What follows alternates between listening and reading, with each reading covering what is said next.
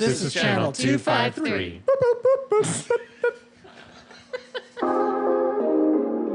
On this episode of the Grit and Grain podcast. I like push back on this a little bit depending on the context of the beef that you have. But what is your beef with the price of beer? It's a lot. It's high. These days, I don't brew it anymore, really? so So you're like, I have to buy it. I have to buy my own beer now. Channel 253 is member supported. I'm producer Doug Mackey, and I hope you will show your support by going to channel253.com/membership and join. Thank you.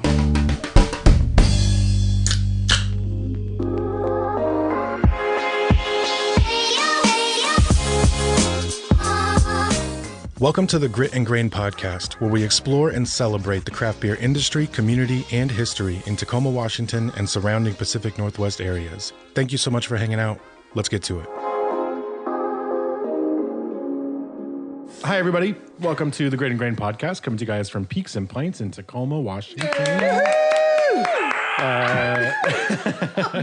We're sans Ron Swarner today. Wah, wah. I know. Ron's he's off gallivanting up and down the West Coast right now. We're stopping Ronless. at all of the cool beer places, I'm sure. My name is Matt McLaren. Not here with Ron Swarner, but I am here with Bethany. How's it going? Hi, good. How are you guys? Very good. Happy to be here. Good.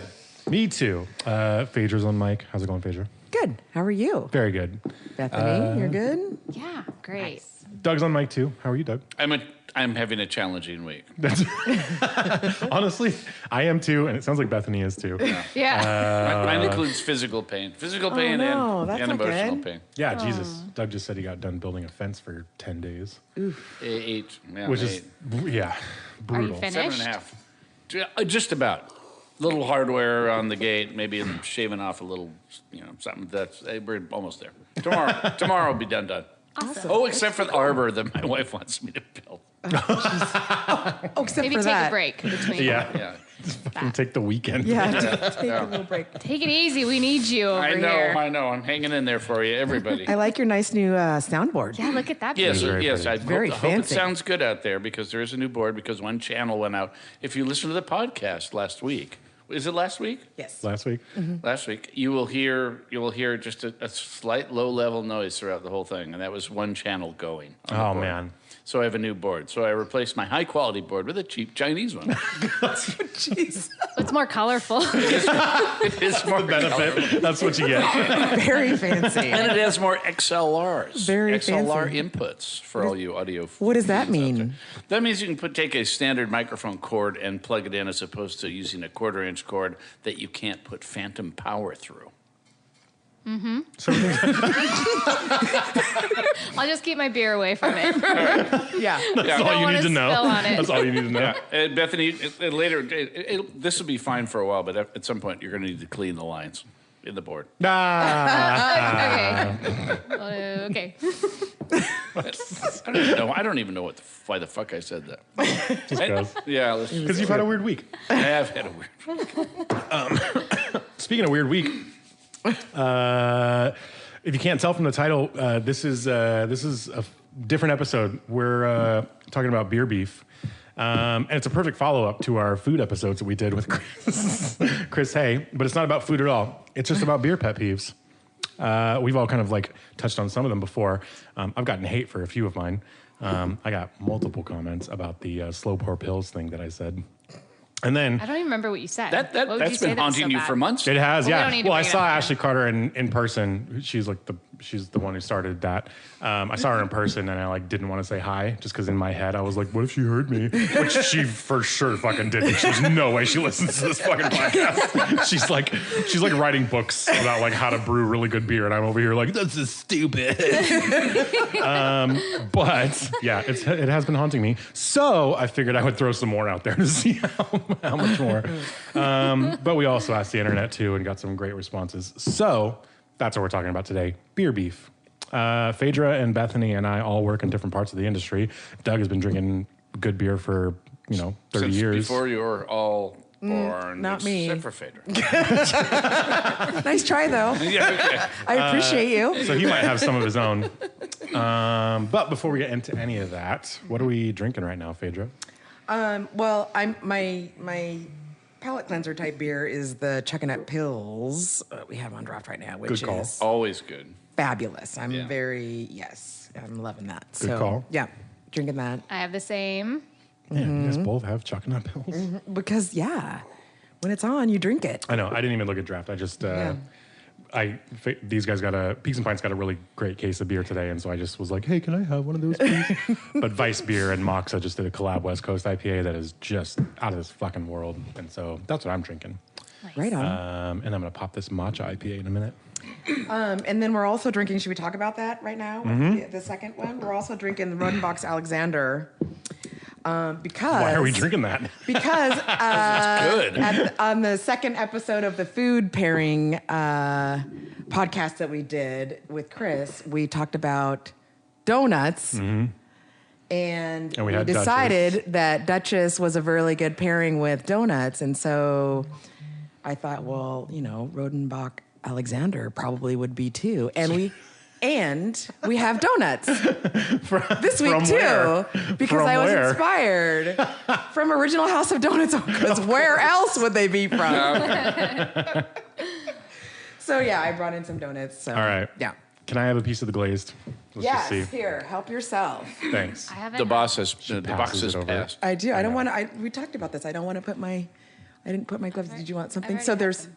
You're good. Yeah. All right. All right. Bethany's. I might have a little of the We're cinnamon. tasting it together. You I have can, already no, had you some. can have whatever No, you you're not. want. It's I'm fine. not gonna, force feed you. I haven't had a Rodenbach in so long. It's really good. It is really good. It is superb. Yeah. This was like my Christmas beer for a long time. Yeah. It was like I would like make like eggs Benedict for Christmas brunch, and then I would pop like a Rodenbach Alexander, and have it.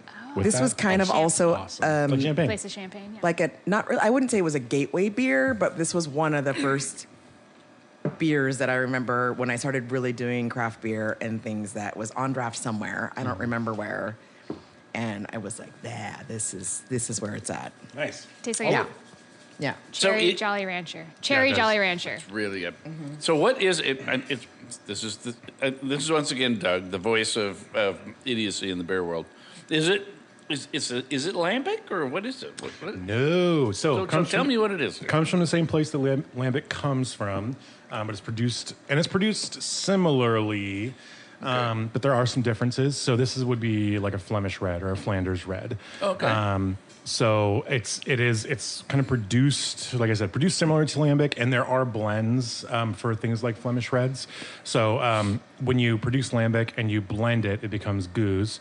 And then when you are making a Flemish red, you kind of do the same thing. You have young, really tart, really bright beer that you blend with like 3-year-old Flemish red that is like much more mellow and much more like, subdued. And so different versions and different ratios of those blends kind of dictate the quality and the expression of those beers.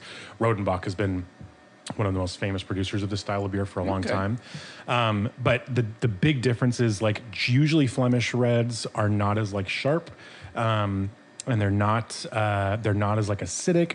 You'll still get some acidity, but it'll be much more subdued. And you do have a touch of like cherry-like sweetness. Yeah, it's genuinely sweet. Yeah, for sure it is, and that's like intentional and like correct to style. Most like really traditional, like Duchess we had, when we did the other donuts, is also like on the sweet side, and it's like it has very much like this sort of like cherry pie filling kind of flavor and aroma to it.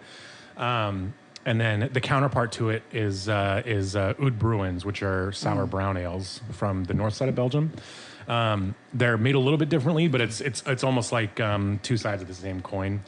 So you have Flemish reds, which have a lot of these like really red berry, like cherry type flavors that come mostly from special bee malt. And then you have like Oud Bruins, which have like much more like toasted malt, but are still aged to be soured. But they're also aged in stainless steel, so you have much less like oak and sort of like wood expression and less vanilla sort of character, and much more just like tart, toasty brown ale. Now, aren't you glad I asked that question, listeners? Very good Absolutely. question. Very So that's a good cool. question. And very good answer. No Very test later. Don't thorough. worry. It's very thorough, yeah. I love hearing this stuff. Thanks, Matt. Sure. I'm going to ruin it in a second. Well, yeah. So like I said, we're doing beer pet peeves. I have some of my own. I know Bethany has some. I don't know if Phaedra has any. Although you were just telling me about one a second ago. I was. But my question was, because we just said beer beef, and it's like, I was wondering, okay, so is it about like the making of the beer, or the flavor of the beer, or the blah, blah, blah, or the packaging of the beer, or the So general. selling? So I was telling Greer, I was like, that's such a wide It's such a wide, exactly. So because I have a couple things, Sure. but they might be different from like my brewer friend Bethany or my distribution, person or whatever. So I'm just was kind of curious. person. Remember, we're Yeah. fighting. Yeah. We were I know fighting. You we're started fighting. it. It's the donut thing. You still haven't healed the donut wounds. You thought of any word except for friend. Well, I was gonna bring up your Cicero and stuff as well. So like, somebody who's I don't want to talk about that. really expert in that kind of stuff as well. And so I didn't know what the focus was, or if there was a focus. Sure. So that's all. He shut you off. Did you see that? So, okay. So then the one that we were just talking about, actually, which I thought was like pretty valid, Yes. was the transition in Yes. barrel-aged beers from bottles to cans. Right.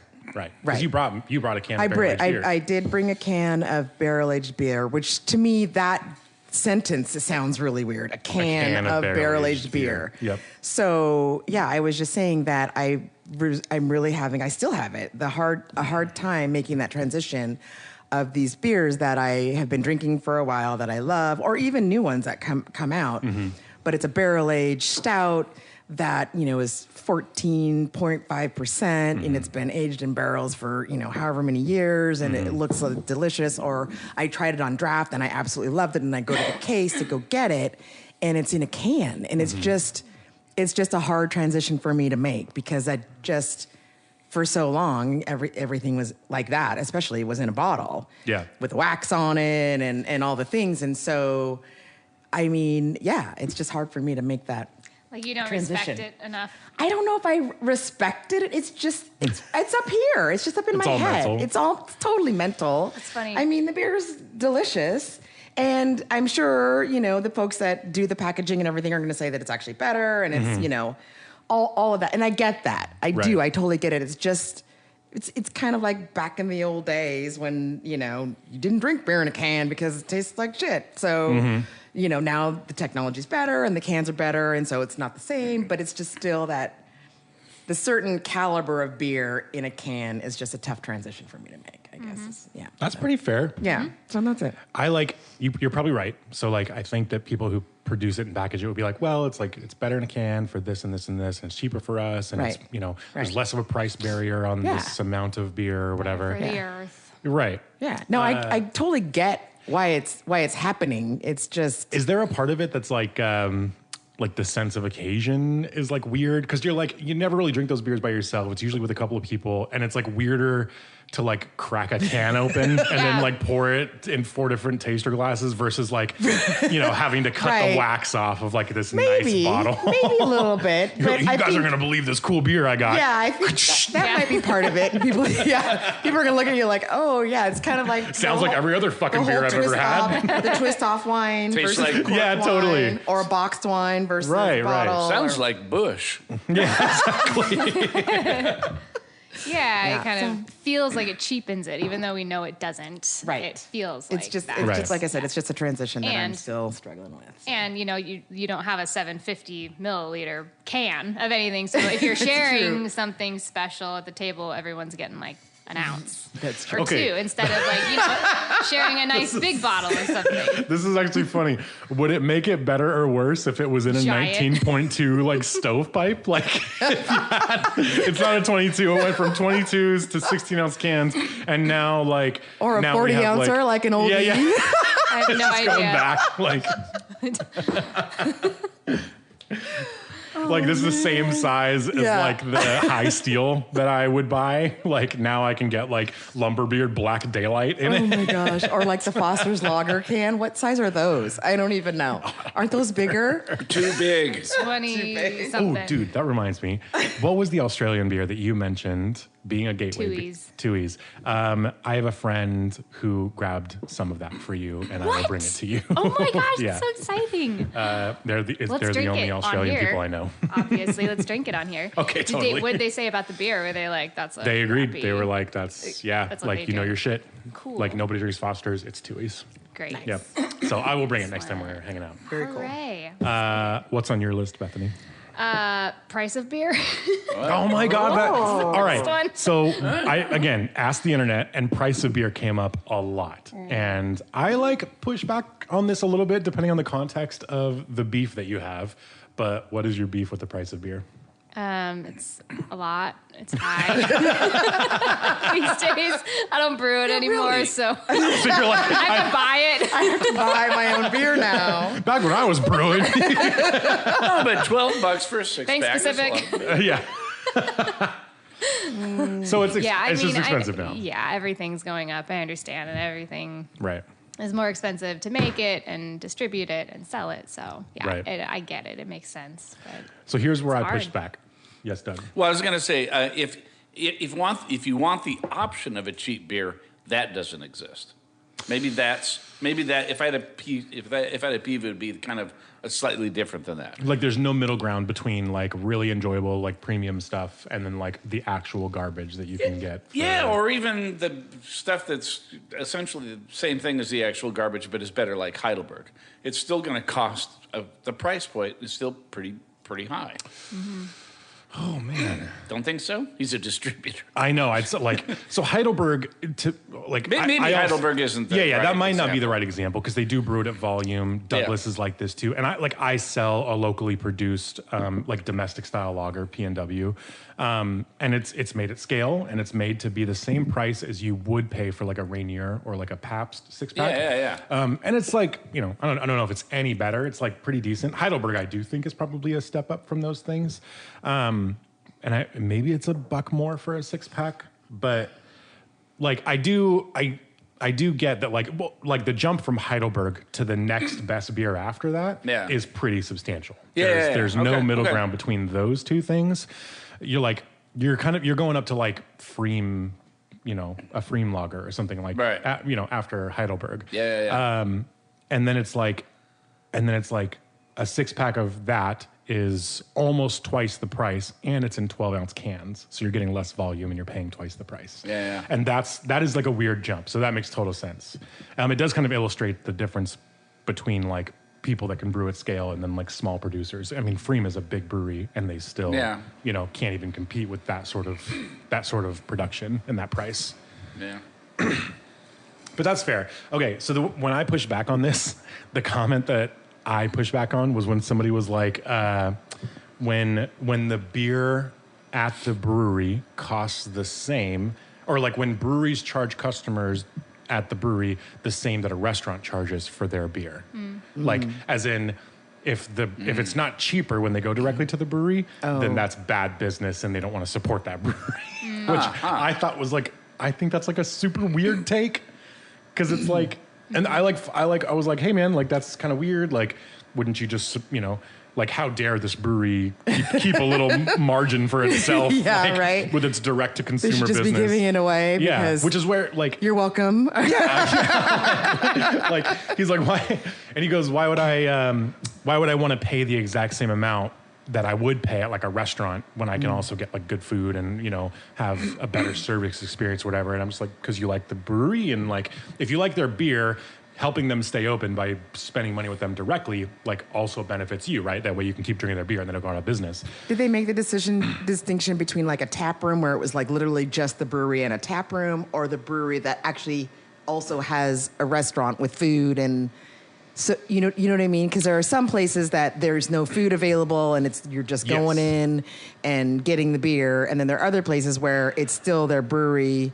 their But it's like a more front-facing full thing, but it's service. more full service. It's got the food, and so it's essentially a restaurant that happens to be affiliated with the actual brewery as well. So he didn't make that distinction, but I did. I was like trying to like follow his logic with him Yeah. and like have him like, talk this out to me. Cause like, to me, that's ridiculous. Like for people listening, for like reference, a brewery selling beer to you directly, like you going to a brewery directly, is like 30 times more beneficial to them than you buying that same beer at like a retail location. Yeah. Obviously still go support places like Right. Peaks and Pints who do sell Yeah. this beer, because you do get things here that you might not get at the brewery. But if you really like a brewery and you want them to stay open, supporting them directly is for sure the best way to do that. And if they're charging you the same amount, it means that like they keep more of the money. Yeah. Breweries don't like upcharge directly. They actually take massive hits when they distribute, because they don't want anybody else to be able to sell their beer for more than what they are selling Yep. for at the actual tap room. Yeah. That's like an actual effort Yeah. that most breweries have. Right. Retail price is retail price, no matter where you're Yeah, buying. Yeah. But this person was like, if a brewery is, I think they were thinking like, if I go to a winery and I'm paying $16 for this pour, that I would also pay. They were like comparing it to wine, where like the wine markup at a restaurant is way different than it is on beer. Because if you're not making your money back on the first pour of wine and you end up wasting that bottle, you have fucked yourself on any money that you could have made on this purchase. That's why wine is marked up so much, because it's not something that's easily savable, and you have to be able to make your money back within 1 or 2 pours. Beer is not the same. Like, Right. you can run through an Right. entire keg, right? And your margin is totally different. Your velocity is totally different. So I was like, okay, like, would you not support any brewery directly? Like, even though they have no control over what a restaurant charges. And he's like, well, like, I support breweries directly all the time, like even if they don't distribute. And I was like, okay, but like, if they decided to distribute and then the restaurant decided to charge the same amount that the brewery was already selling their beer for, and then next time you went to the brewery, you didn't get it for cheaper than you did before, you would stop supporting it? And he goes, yes. And I was like, that doesn't make any sense, because you were perfectly willing to pay that price.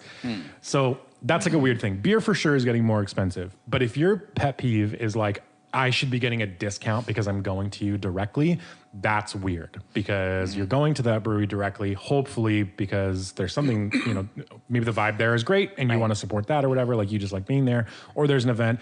But at the end of the day, your money is way more valuable going directly to the brewery than it is going through a retailer, through a distributor, all that. And I work for a distributor. Like like breweries make almost no money on beer that ends up on retail shelves. That's, at least the size of breweries that like we're talking about and we're drinking. Yeah. Like they don't, it's almost a marketing expense. Right. You're just hoping that you do come to the brewery and get your butt in the seat and order a pint from the brewery bar. Exactly. Yeah. So this is a talk that I have with my breweries a lot, because like I work for a really small distributor, and we really only ever focus on like small specialty shops. And then people are like, well, how come you don't like go into every single dive bar to like try and sell beer? And it's like, I would if I had a shitload of beer to like sell. Also, like, I'm never sure if anybody's lines are actually clean, so I'm like nervous There's about that. That. But so when I'm like choosing like who gets beer, and I know that the breweries that I'm working with, they're trying to prioritize driving business to their tap room directly, because that's, again, it's way more valuable to them. I'm going to make sure that their beer is being sold at places where the people who buy beer at those places stop at breweries when they travel. That's my entire goal. Got it. And like, that's the only way to make sure that like whatever small amount of money you're making on distribution is still being returned to you somehow by like driving as much business as possible to your brewery directly. Right. So if I'm working with a brewery in Bend and I'm selling a bunch of their beer to like the M Street pub or whatever, nothing wrong with that. But I have the feeling none of those people are stopping at breweries when they travel. Like, it's just way less likely. Yeah. So there's like a whole model that goes behind the beer pricing, like direct. And I just had all kinds of beef with that beef. That's very nice, though. Very nice work ethic you have with that, because it makes a lot of sense. And I don't think a lot of people do that, or a lot of distributors do that. Probably not. But let's see how it goes. What's another beef? I know. Bethany, what's on your list besides beer pricing? bar owners. Yeah, let's go. Let's go. Whoa. I like where this is headed already. They don't clean their draft ones. Oh, well, there's that. Or want it done twice a year. Twice man. a year? Okay, how do you handle that type of request? In the beginning, we'd be like, okay. Well, you know it's supposed to be every 2 weeks. Yeah. I know. But we don't need it done. We don't go through the volume, which is an inaccurate thing. Irrelevant. Doesn't matter how much beer you go through or not. Makes it worse, I would feel like. Right, because I think so too. I mean, it's not like an every 2 weeks, whether or not you go through a lot of beer. It's every 2 weeks. Doesn't matter how much beer you go through. So you don't just say, what about the other 19 times a year? Yeah.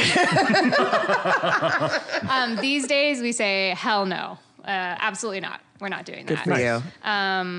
Sorry. It's nice to be in a position to refuse business. Yeah, right? Yeah. Yes. So, Well, I think it's good to have standards. And I think Greer and I were talking about that. I'm like, do you just say no? Because at a certain point, it's, yes, you want people to have clean lines, but at the same time, you want them to, to meet some minimum. I mean, it all depends on the situation too. And if somebody wants like a one-time cleaning, we might do a big charge for just a single deep clean and be like, all right, have fun, but you should be doing this every 2 weeks. Yeah. And So it doesn't look like this when you call me once. Yeah, totally. But yeah, you can, in a perfect world, it's every 2 weeks. But in reality, a lot of places can't or don't want to afford it and don't do it. So Yeah.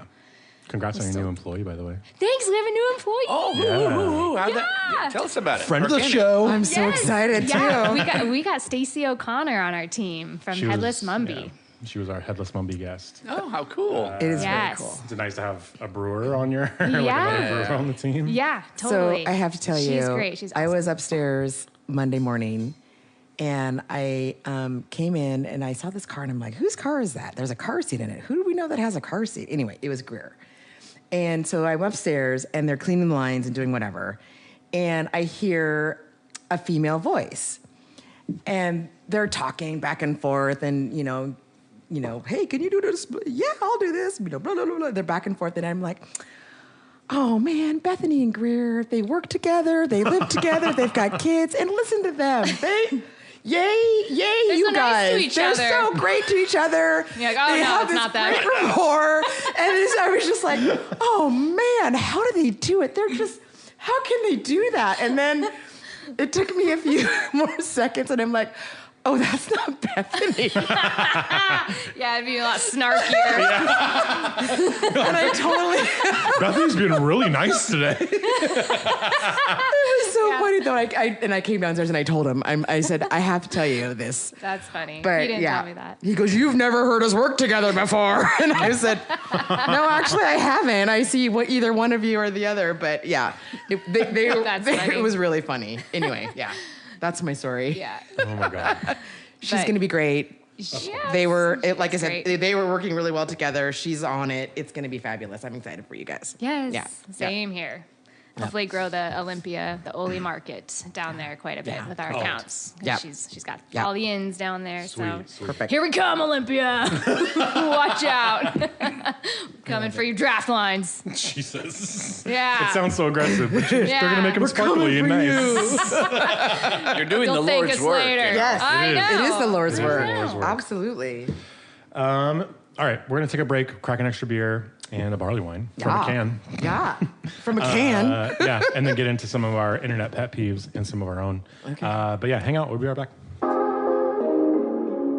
Hi, this is Eric Hanberg of Channel 253, and I want to thank you for listening to this podcast and all of the podcasts that we have in the network.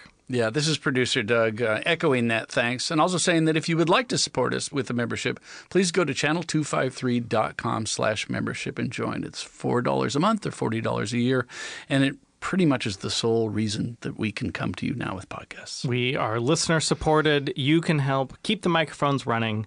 $4 a month, $40 a year. Channel253.com/membership if you want to check it out. And again, if you are a member, thank you. Welcome back. Thanks for hanging out during the break. As always, a quick shout out to Doug, our wonderful producer. Yay, Doug! I'm happy to produce. Yeah.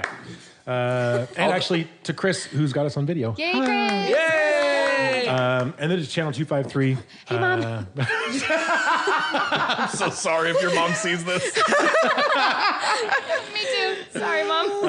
And yeah, a shout out to Channel 253, fantastic network of local podcasts that is all member supported. So please do go check them out. Listen to their fantastic podcast. Stay up to date on what's happening in Tacoma, and support them if you can. All right, we have new beer in front of us. Phaedra, what are we drinking?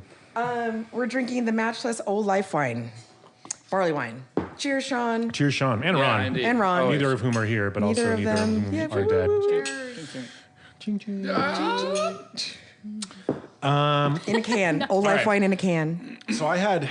So this one is like really specific to my side of the industry, and there's probably not a ton of people that go through this very often. But some beer buyers, I'm sure, do go through this. Is like we get approached by new breweries all the time. We're a really small distributor in general. We take on new projects whenever we think that there's like potential in them. But we're really picky about what we sell. Like, I don't want to sell anything to an account that would jeopardize the trust of either myself or my company in the market. We're really small. We have less than 20 employees. We have zero fucking leverage in the beer industry when it's really consolidated and everybody else has these giant sales teams and huge fleets of trucks and stuff. And they all sell beer that most people have to buy. I don't really sell any beer that anybody has to buy. So all I have is my trust. So I'm really picky when it comes to like people sending us samples and going, hey, we really want you to distribute our beer. Here are the samples. Right. If they're not good, I will tell whatever supplier it is that they're not good, but I'll usually be really like specific about it. Like, hey, there's issues here. I wouldn't feel comfortable selling this. Here's what I would change if I were you. And the pet peeve is like, is completely disregarding everything that I tell you. If you're a brewer approaching me and you disregard my entire like feedback because you don't like it, that is like a huge pet peeve, because why did you even call? Right. Like that's and like I feel like maybe beer buyers go through this too. I mean, somebody like Ron, who like if he gets sampled on a beer and it's not good, and he doesn't feel like his customers are going to like it, or that they're going to buy a second pint of it or whatever, he's probably going to tell people that or tell people no. And so I've had a lot of these conversations, and some breweries are really receptive and they're great, and then some breweries are like literally like, you don't know what the fuck you're talking about. And it's like, if that's true, why are we talking? Why did you call me? Why are we having this conversation? Yeah. Also, you called me. Yeah, you're the one that wants you to buy your beer. I'm telling you what the red flags are. Yeah. But I'm also actually qualified to tell you how you could fix these things. And this is like, you were saying, sorry. Oh, I was going to say that's the important point. Yeah, like you're not some guy. No, and I I don't own a brewery, and I have not been in this industry as long as a lot of the people that are sending me samples. So I get that there's this whole sort of school of thought that's like I've owned this brewery for 15 years. Longevity my brewery is packed every 3 or 4 days a week, but like. The difference between like local market success and general market success is like where I live, and like it's my job to make sure that it translates. And you can have a packed brewery and the beer still be trash. Yeah, it doesn't. That's totally, not necessarily. Dude. Your beer could still smell like fucking somebody farted in a Honda Civic, and people are just care because they want to watch the game, and that's what you serve. Community. Yeah. Or they've engendered goodwill in some way. Sure. Yeah. Like whether it's food or personalities or location or whatever. Of course. So those are things that don't translate exactly. Mm-hmm. That's like the difference. Local market success often comes down to like the vibes in your brewery, like the relationships, knowing the people behind the bar. Like that's totally different. Mm-hmm. Whether or not somebody's going to choose your beer more than one time on the shelf is like that's what I have to figure out. Right. And like, like in general, I feel like I'm pretty good at that. My whole team is pretty good at that. And so if I tell you no, you like it's the pet peeve is like just not accepting that kind of feedback. Yeah. When you called first. Right. I'm curious, have you ever said no only because of the packaging and the logo and the appearance on the shelf? So that's a good question. In general, no. If the beer is good enough, but the packaging is awful, I would still tell somebody that. And usually it's like, usually the conversation is like, hey, this beer is fantastic. Like, this is excellent. I really feel like your marketing is not doing the actual beer justice. So like, here's some of the trends that we see. Like, would you guys be willing to reconsider your design? Things like that. Like, it could, if I don't, carrot and stick. Sort of, yeah. If I don't feel like somebody would actually gravitate towards that can, and buy it because the packaging is just that bad that they're not even going to get a chance to see how great the beer is, then it's still probably a no.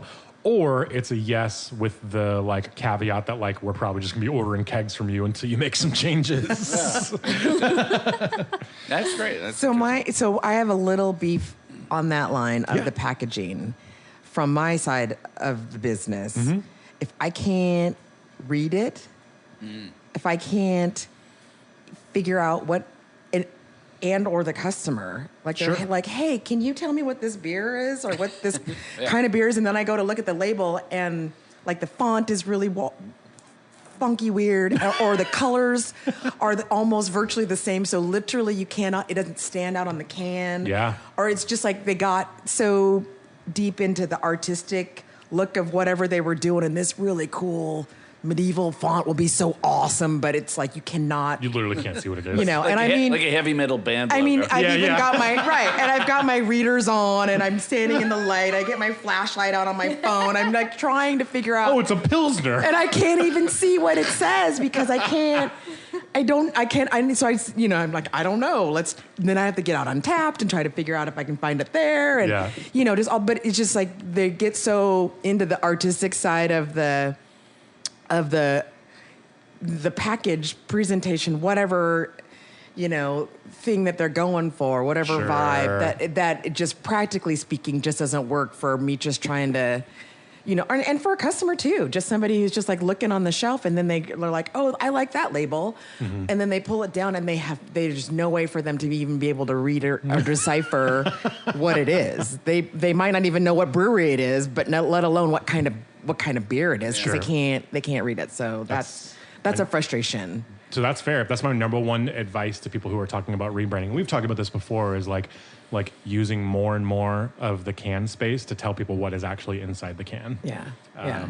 I almost said to tell people what the liquid is, Oh. which I don't. This is funny because that's actually a pet peeve that came up. And I agree with that. Oh. So this was from another industry person. And they were like, when people on like my side of the industry refer to beer as the liquid. Like, And that's come up on the podcast. I think it probably has. Yeah. Steve Luke is like vehemently opposed to that, as far as I understand. And so I'm on his side, and I've been in rooms where like it's only ever the same type of like upper mid-level management type person who's like, yeah, this brewery is blah blah blah blah blah, and the liquid is just great. And it's like you strip every ounce of humanity from the fucking beer, and you're just like, I work with a bunch of really talented. Talking about food as a solid. Yeah, exactly. Yeah. And the solids on the plate are just fantastic. So well presented solids. But it's just, you strip every ounce of effort and soul that went into this fucking product out when you refer to it as the liquid. Also, as somebody pointed out, it's more syllables than beer, you idiot. Oh my gosh, that's funny. Okay, I'm going to scroll through and rapid fire a couple. We're also drinking that I something loved. else. We're drinking the matcha IPA. Yeah. Which I love and is a great overlap to plenty of pet peeves because this beer actually has a touch of lactose in it, and there's a bunch of people out there that still fucking hate that. Really? Mm-hmm. Do they hate it because why? Why do they hate it? So I think that lactose gets this really unusual and like negative, probably unfairly negative reputation because it was used a ton in a lot of different beers for a long time, milkshake IPAs, and now obviously it's in things like some smoothie sours and stuff like that. That instead of being considered like a actual balancing ingredient that can like take your beer to a level of like sort of like culinary execution that is like proper for whatever you're trying to achieve. And it took it into this sort of realm where it's like you're just using it to cover up flaws or whatever. People say that about hoppy beers all the time. Like you're just trying to cover up flaws. And I think your analogy when we brought that up was like perfect. But like you can't just it's difficult to cover up flaws with just lactose or just hops. Like it's just not, Right. you know. But a lot of people are like lactose ruins beer. It's, you know, it's just all you're trying to do is cover up mistakes that you made. And so this is Lucky Envelope's matcha IPA that they made for Tacoma Beer Week. I love this beer. I was there when they made this beer. And they put lactose in it because you kind of need that little bit of like balancing sweetness, and there's no other way to add it without the sugar being fermentable. Lactose is a complex dextrin that is not fermentable by most beer yeast. So if you want to like reintroduce sweetness into your beer, the way that like mead makers might do with honey, or the way that like winemakers might do, you add lactose to it, and it balances out your beer. Strumkey from Stillwater, Brian, is like a big proponent of this as well. He's like, I don't know why lactose has such a bad rap. If I want to like add extra sweetness to my dish when I'm cooking, I'm going to put like a touch of sugar in it or something like that. Yeah. Why can't we do that in beer? So this was a big pet peeve, and it came up multiple times in my very long thread about it. But yeah, people fucking hate it, and they think that it doesn't belong in beer. But I feel like this is an example of a beer that It's delicious. It makes total sense. Yeah. Fuck them, Matt.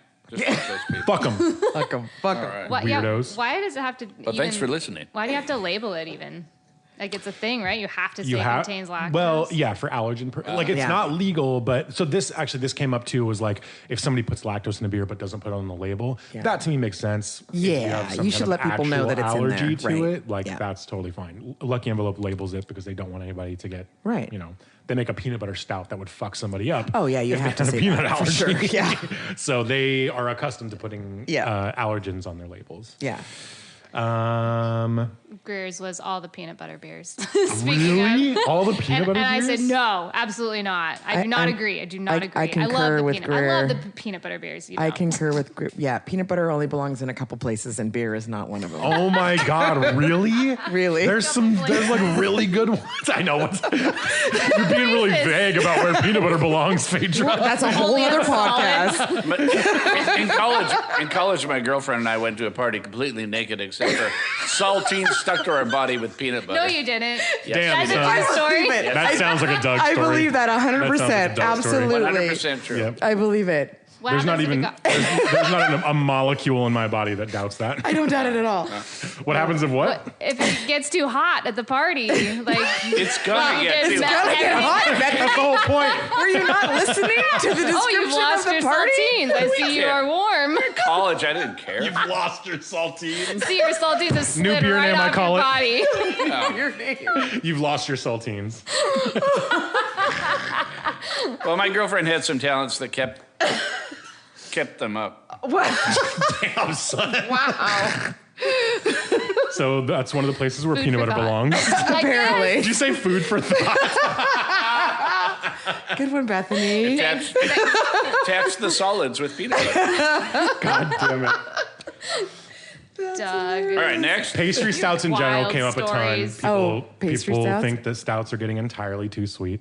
I actually love some peanut butter beers. I think that some of them are kind of like misfires. I mean, I get why people like them, and I get why they're popular, and there are breweries that do a really nice job with them. Just me personally, it's just not a flavor that All right.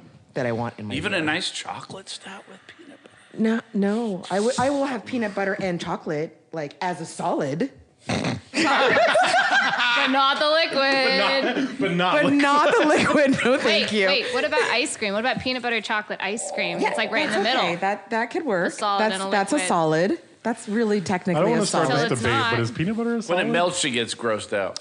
Temperature, it depends. It depends on temperature, yeah. I mean, in Doug's case, yes and no. Temporarily. As the night goes on, it changes. It was chunky too, as I remember. Jesus Christ. That sounds uncomfortable. Oh my God, that's Anyway, what's the next piece? So IPAs came. I know, right? IPAs came up a ton. So like, Yeah. everybody there's a ton of folks who still think that there's way too many IPAs out there, and every brewery having 1/3 of their tap list being IPAs is a disservice to people who want to order an alt beer. However, that's like a weird conundrum because IPAs are still roughly 30 to 35% of the beer market. And It was a lot worse 15 years ago. I also kind of agree. Lot Now, worse. so this is a good point, actually. And so we were just talking about the IBU wars that happened 2010s up to like 2017, 18. Yeah. That's actually the person that I was talking to originally was like, his pet peeve was breweries that still think the IBU wars are going on. So they're still printing the IBU on their cans and shit. Like it's Over some sort 100. of, no, it's 110 IBUs. That doesn't mean anything anymore. We're all on, somebody referred to them as international bullshit units, Oh, that's funny. Oh, I like that. which I love. That's awesome. Also new beer name, I call it. Right. People still ask about IBUs. Oh, it doesn't say the IBUs on there. What is it? I'm like, I don't know. Yeah. I don't think the brewery knows. I don't think they care anymore. For right the, now, so, for the fucking record. Drink one and you tell me. IBUs, if you're not brewing the beer, IBUs don't matter to you. They don't. You can have an 80 IBU beer that tastes less bitter than a 30 IBU beer because of all of the other things that can happen in the brewing process. IBUs are a measure of consistency that brewers use to specifically measure isomerized alpha acids in beer. And oftentimes, you have to get labels printed before you can actually measure for IBUs. So most of the time, they are shot in the dark guesses. Oh, I didn't realize based on that. math Yeah. that Okay. is pretty imperfect. Yeah. Got it. Like Bethany's Yeah. a brewer. Like Yeah. it is what it is. Like, and so you will usually not see them printed anymore because first of all, they were usually not the exact measurement. They were a rough estimate based on math that you can do, but is pretty imperfect. And then when you actually get a spectrophotometer out and you try to measure isomerized alpha acids, it could be completely different. And again, has no actual bearing on the perceived bitterness in a beer. Yeah. Just like the Interesting. amount of sugar measured in grams doesn't actually have a whole lot of bearing on the perceived sweetness of whatever dish you're eating. It just doesn't matter. Yeah.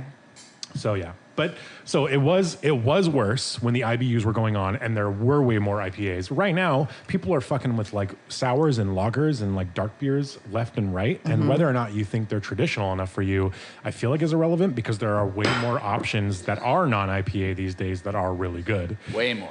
Way Yeah. more. Way. So that came up a ton. Do you have any more, Bethany? Just over dry hopping was one of mine on the IPA note, just like something, the astringency almost gets phenolic and just on your tongue. You want to scrape your tongue.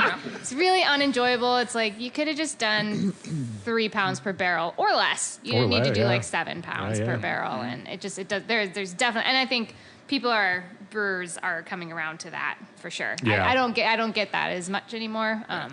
That like flavor that I. This is a good one. I've actually not thought about this, but like, so pounds per barrel does get advertised for some beers a lot.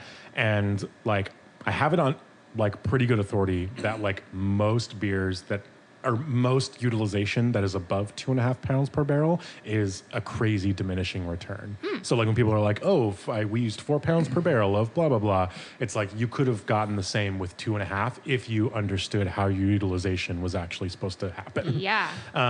Which I feel like is pretty valid. And the brewer that I heard that from is known for making some of the best, like specifically hazy IPAs in Washington. And is now making some of the best hazy IPAs on the East Coast. Yeah. So I consider it good authority. But yeah, when people are like, my oh, theory. 7 pounds per barrel of blah, blah, blah. And it's like, probably, this beer could have been $19 a 4-pack instead of 26 if you Exactly. I was just gonna say, understood how to we use could all hops. saved money. Everyone saves money. Yeah, exactly. Sorry about the Hops farmers, are such an but yeah, expensive part. It's like, yeah, why are you they're using the more than most. twice what you need to? Right. Yeah. This has a silly name, this does. While My Otter Gently Weeps. From That's Sig. silly. That's just silly. That is silly. That's just Bottle Works Full Throttle Bottle collab. It was in my fridge. I don't know what I don't have my glasses on, so I can't read How long? I wonder what's with the otter. Somebody said the fact that so few breweries, the fact that so few breweries are making Russian imperial stouts anymore. Oh, wow. Which, like, have you fucking turned on the news, bro?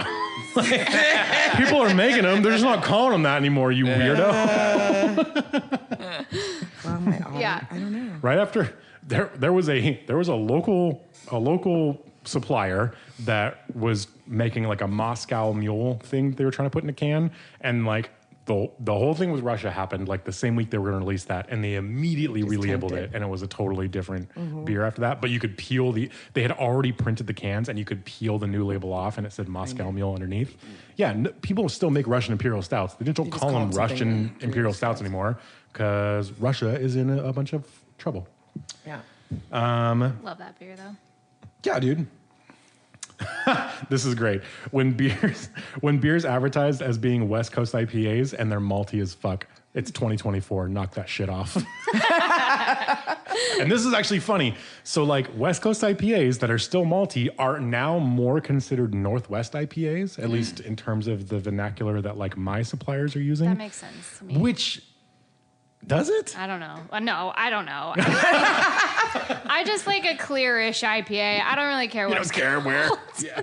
But yeah, no, Just have it Yeah, be good. dude. So like Names. Northwest IPAs are like if you think about like Old Lucille from Georgetown, like pretty malt forward, like Crikey. big, crikey, just had a for bunch sure. of crikey.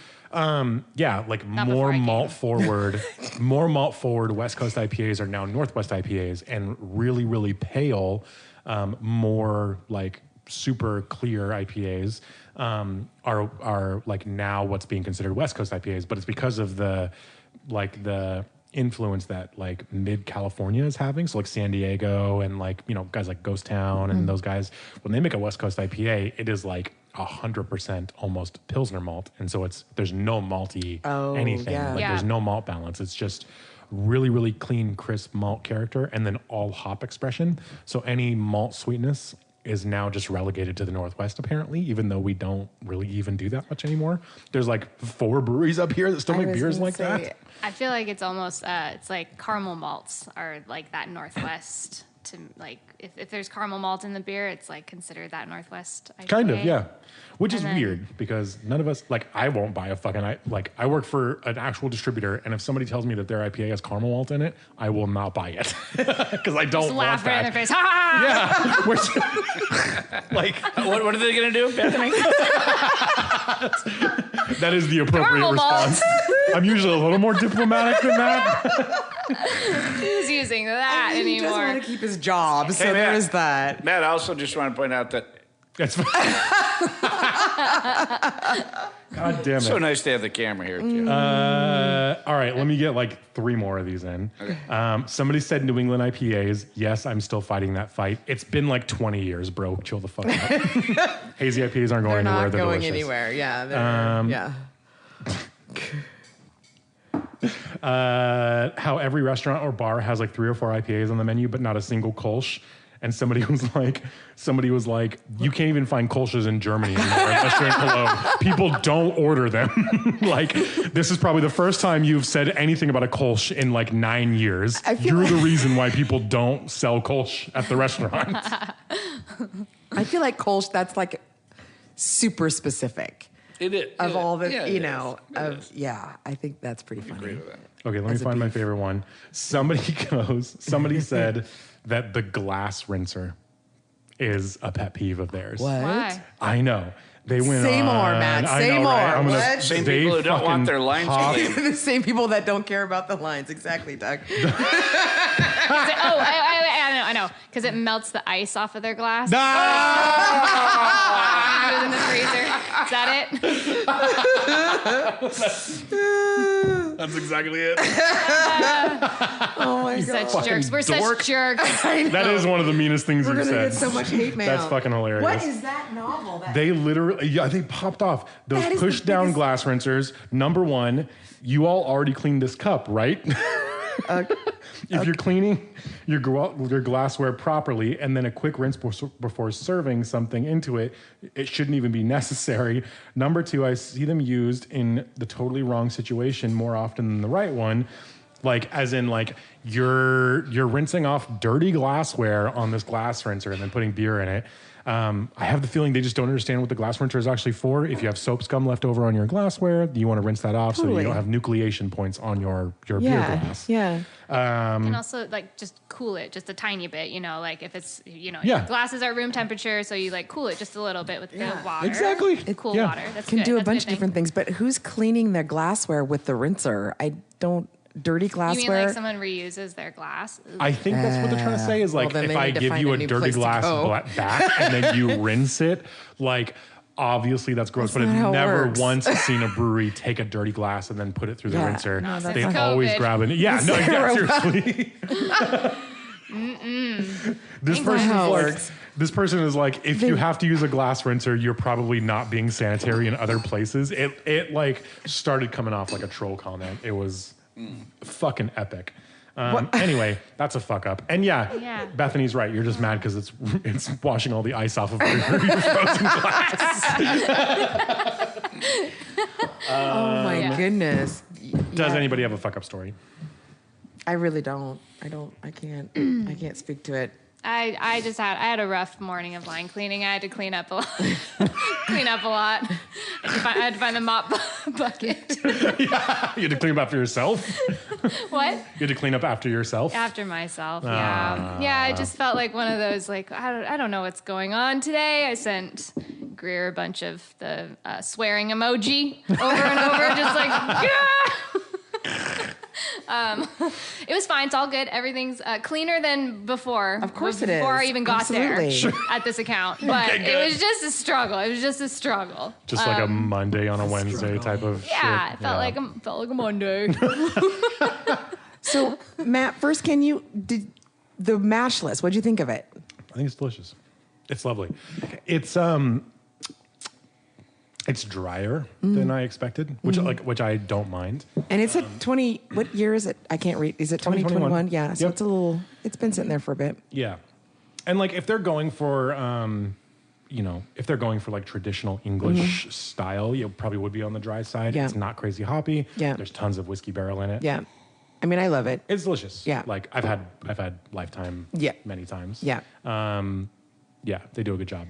I don't know if it would be different if it were in a bottle versus a can. And we'll never know, will we, I know. Matt? Although I do Should be in a have bottle. I do have like some 2020 barrel aged imperial stout or barrel aged imperial porter from Lucky Envelope that was in a can first and never in a bottle. So now I'm gonna like start testing things out.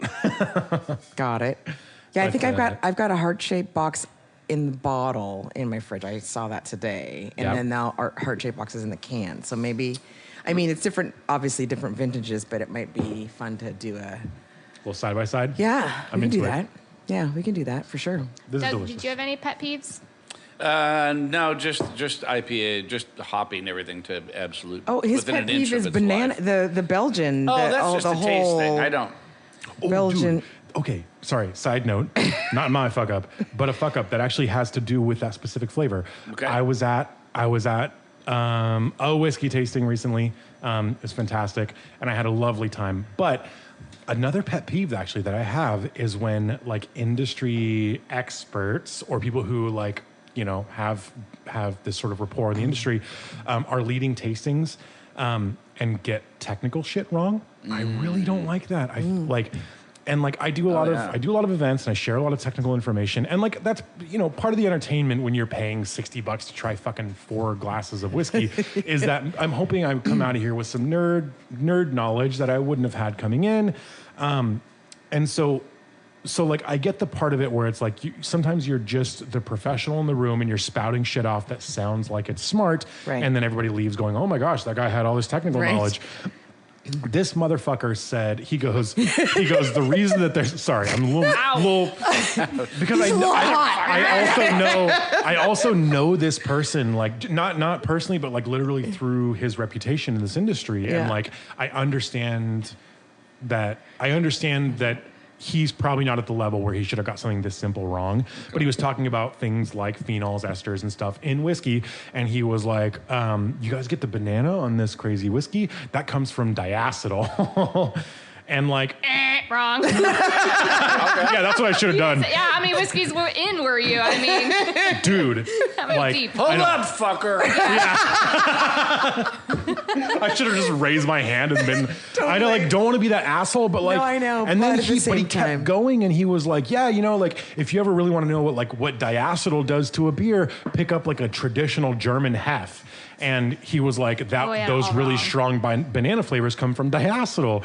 And like, he just kept going. And then one of the audience, like one of the other, people who paid to be there was like, yeah, I think Newcastle is really, really well known for the diacetyl flavors that they have. And I'm just like, I'm fucking short circuiting because it's just like, it's like, You didn't say something? no, dude, I can't. Like, I'm not. Oh. I'm just not. That's not. First of all, I've been in that situation, and I've also been in the situation where I can't remember the thing, so I just picked a different word. I get that, but I've also not continued to like pine on Like on double this down thing, on right? it. Double down on it, right? Yeah. So like. At first it was that, but like, I don't know. Have you ever seen the video of like the girl who's like trying to guess the shapes where the dude's putting the shapes blocks in the holes, and she's like, it goes in the square hole, and he keeps like, it was just the most frustrating shit to listen to somebody get something wrong so many times. It made me so mad.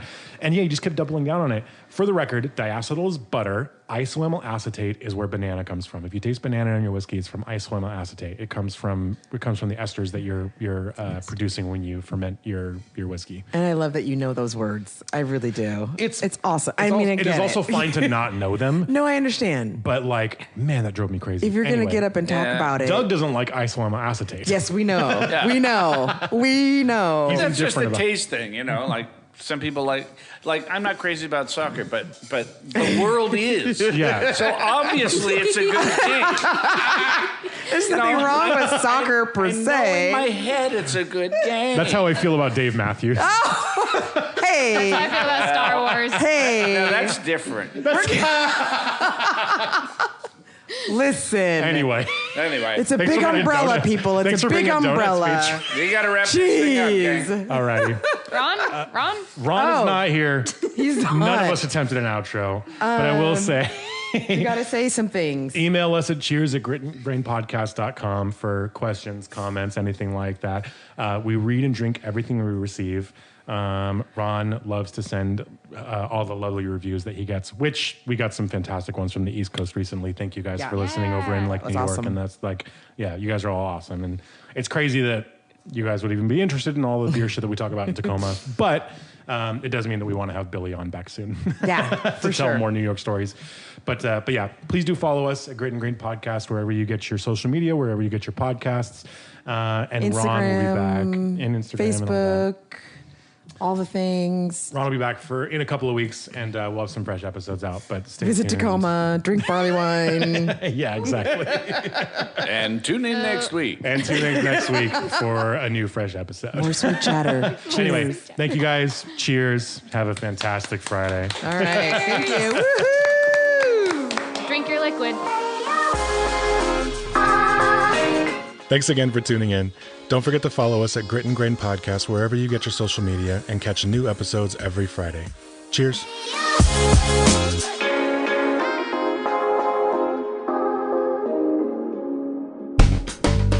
Channel 253 is member supported.